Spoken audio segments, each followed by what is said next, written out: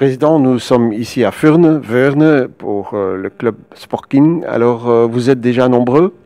Nous avons 120 membres, 122 pour être tout à fait correct, 122 membres en 3 ans de temps quand même, avec 40% de membres en plus depuis l'année passée.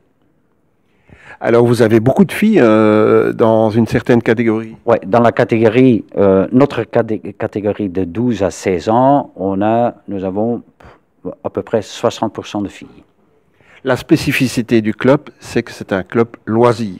C'est un club loisir et nous y tenons, aussi bien les joueurs que les parents. Il y a pas mal de joueurs et des parents qui se sentent bien à l'aise, ils apprécient l'atmosphère familiale, joviale, amicale, sans avoir cette pression de la participation à la compétition belge.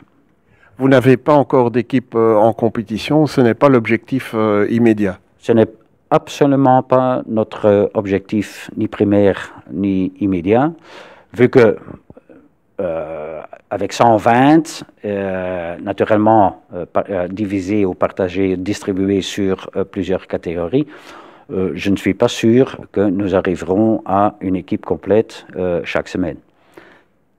Avec une possibilité de jouer avec le nord de la France. Exactement, nous avons des liens très amicaux avec Malo, Dunkerque, et nous sommes en train de former un pool de joueurs et de joueuses qui, sur une base plutôt libre, auront l'occasion de participer de temps en temps à un match dans la compétition, je dirais française, mais disons flamande. De Flandre, on va dire, les grandes Flandres. Exactement, de Flandre, ouais. Alors, quel est le besoin que vous avez encore ici? Vous avez un terrain, mais qui est un terrain de football. C'est un terrain de foot. Il n'y a rien d'autre ici dans le coin.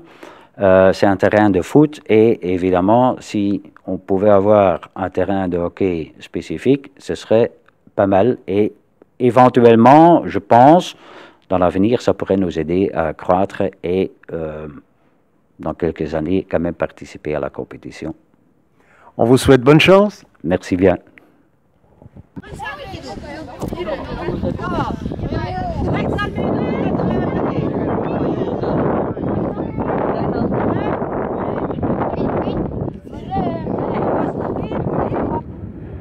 Anne Bart, vous voilà de retour sur le terrain.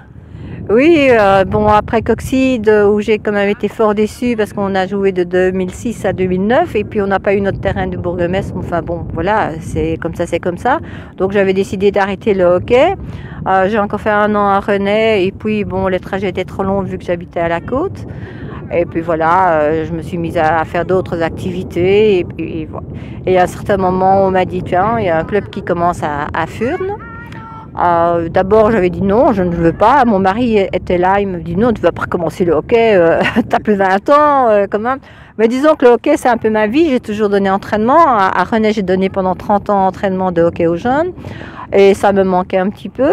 Donc je dis bah, je vais aller voir, on verra bien. Et puis je suis arrivée sur le terrain et là, pris de panique, j'ai vu les gens qui tenaient leur stick à l'envers, qui tapaient n'importe comment. Je dis ah, tu ne peux pas laisser faire ça, on ne peut pas laisser un club comme ça dans la merde, vraiment, c'est le cas de le dire. Et alors j'ai dit, moi je veux bien, mais je commence avec les jeunes. Et puis, bon, donc les autres étaient entraînés par des gens mais qui avaient suivi, disons, 2-3 cours à Ostende, comment tenir un stick ou quoi aux caisses. Mais c'était pas vraiment l'idéal. Bon, mais moi je ne pouvais pas m'investir dans tous les groupes, donc ce que j'ai fait, c'est simplement les jeunes et aussi les filles. Et puis on a vu que quand on faisait un match amical entre les filles et les garçons, ben les filles gagnaient mais largement au-dessus des garçons qui étaient parfois plus âgés. Pourquoi? Parce qu'ils avaient déjà un jeu d'équipe et qu'ils savaient ce qu'elles devaient faire. Donc le président est venu me trouver en disant oui mais Anne, tu pourrais pas prendre les garçons aussi? J'ai dit oui, mais enfin bon. Alors on a fait garçons et filles en même temps. J'ai entraîné les 2 groupes. Bon, ça allait, et vu que les filles jouent contre des garçons, eh bien, c'est comme dans le temps. Moi, j'ai aussi, en scolaire, on a aussi joué contre des garçons, et c'est vrai qu'à ce moment-là, les filles sont plus fortes quand on peut jouer contre des garçons que si on doit jouer entre filles qui parfois, bon, sont là pour regarder passer les mouches. Et de ce fait, maintenant, on a quand même 2 équipes, garçons et filles, qui sont quand même assez bonnes, disons, mais on ne fait pas de compétition parce qu'on n'a ni coach, ni arbitre, on n'a encore aucun encadrement possible. Donc c'est ça qui nous manque. On demande de l'aide aux autres clubs, mais comme on est vraiment retiré ici au fin fond de la Belgique, c'est-à-dire à la côte et assez loin de Bruges, assez loin d'Ostende, ben, on a un peu tiré notre plan. Et c'est pour ça qu'on ne fait toujours pas de compétition, mais disons que c'est amical.